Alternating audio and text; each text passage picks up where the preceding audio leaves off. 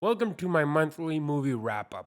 Here is every movie that I watched ranked from worst to best.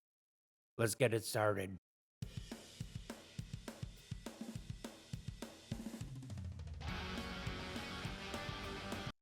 Number 36, Duel.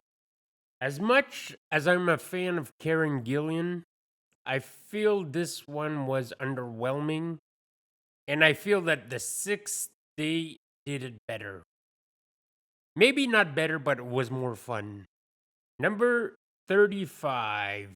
Number 35, The Marvels. Well, at least it's not She Hulk bad. And I give it a point for Beastie Boys Intergalactic in the cat scene. Number 34, Star Trek Into Darkness. How to take the best Star Trek movie and reimagine it into one of the worst.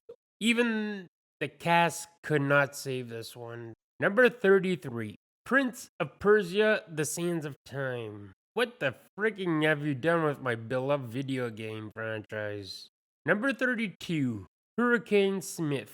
Even Carl Weathers could not save this one. I would just recommend watch Action Jackson instead of this one. Next on the list is Ghost Riders. Even Shooter McGavin can't save this one. Usually I can forget the lack of logic in a movie, but how does one fight ghosts with guns? Number 30, Star Trek Nemesis. The next generation crew can't save this movie. It was really lackluster. The cast is pretty much the reason to watch this. Number 29, Star Trek Insurrection. I feel this one needed J.J. Abrams' lens flares to distract me and make it more fun. The cast is great though. Next on the list, we have Crossroads with Britney Spears. Listen, the movie felt generic.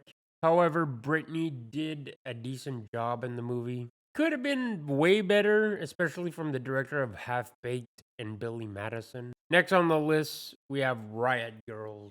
It was alright. Not the best movie ever made, not the worst. Number 26, we have The Creator. It has great visuals, stories on the dull side. I feel the cast in this really makes up for everything. Number 25, we have At First Sight with Val Kilmer and Mira Sorvino. I would say the only reasons to watch is for Val Kilmer and Mira Sorvino, and maybe Val Kilmer giving Mira Sorvino a massage also. So yeah, it wasn't terrible, but it wasn't great either. Number 24, Confess Fletch. I had fun. I kind of prefer the Chevy Chase Fletch movies, especially Fletch Lives. I freaking adore that movie. Number 23, we have Beverly Hills Cop 3. Listen, it's not as great as the first two. I had some fun with it. There's some good moments, especially with Surge. Number 22, we have Gangster Squad. I had fun with this. I kind of miss the 40s LA noir style of movies. It was fun. Great cast. It got Emma Stone, Josh Brolin, Ryan Gosling, Sean Penn, Nick Nolte, Anthony Mackie. Number 21, Badland Hunters. It's really a fun post apocalyptic movie. I feel it started out freaking awesome, then kind of felt generic halfway through. Still a nice watch. I have the original Star Trek from the Kelvin timeline. It was a fun ride. The cast saves this movie, and I feel this one is the best J.J. Abrams movie. The cast makes up for all the flaws of this movie. Star Trek Beyond. I liked it. It was fun. This one feels the more Star Trek of the three movies. Kind of shows because it's Simon Pegg that helped write this one. Number 18, Star Trek Generation. It was a nice send up for Captain Kirk, but I feel that it could have been a better crossover than this.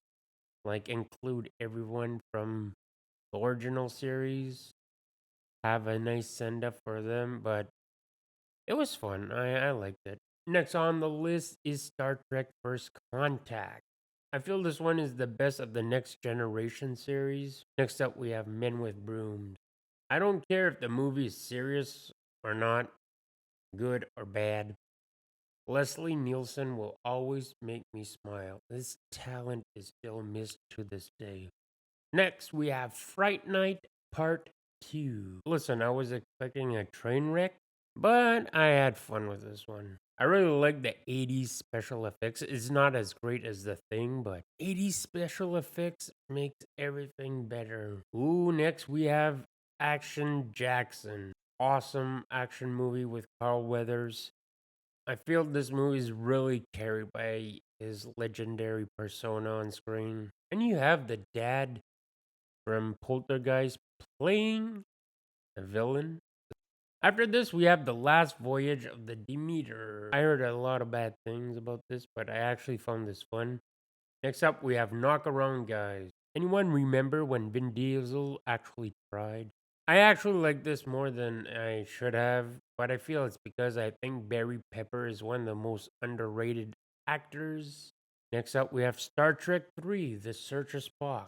This movie has the burden to follow up one of the greatest Star Trek movies ever made, but it still does a great job. Kirk stealing the Enterprise in the name of friendship is top tier friendship goals. Christopher Lloyd is a Klingon. Kirk's destruction code for the Enterprise is 000.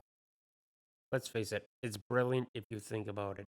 Number 5, they still use VHS tapes in the future to review security footage. Kirk saying, I'm sorry your crew is dead, but c'est la vie. It's kind of badass and cruel at the same time. Next, we have Star Trek V The Final Frontier. Even if it's not as good as the Whale Heist movie or Wrath of Khan, I still have more fun with this. Next, we have Radioactive Dreams. This is the best live action Fallout movie you can ever have. Next, we have True Romance, directed by Tony Scott and written by Quentin Tarantino. I love it. One of the most romantic movies ever made. We have Star Trek The Undiscovered Country. On the positives, we have it's the director of Wrath of Khan. 2. Scotty gets to shoot a bad guy. Could have been better if he had a one liner. Number 3, Shatner fights his greatest enemy yet, himself. Number 4, awesome space battle. Number 5, Red Foreman slash Clarence Whitaker is a Klingon. Number 6, Kim Cattrall. Number 7, Beautiful Send Off.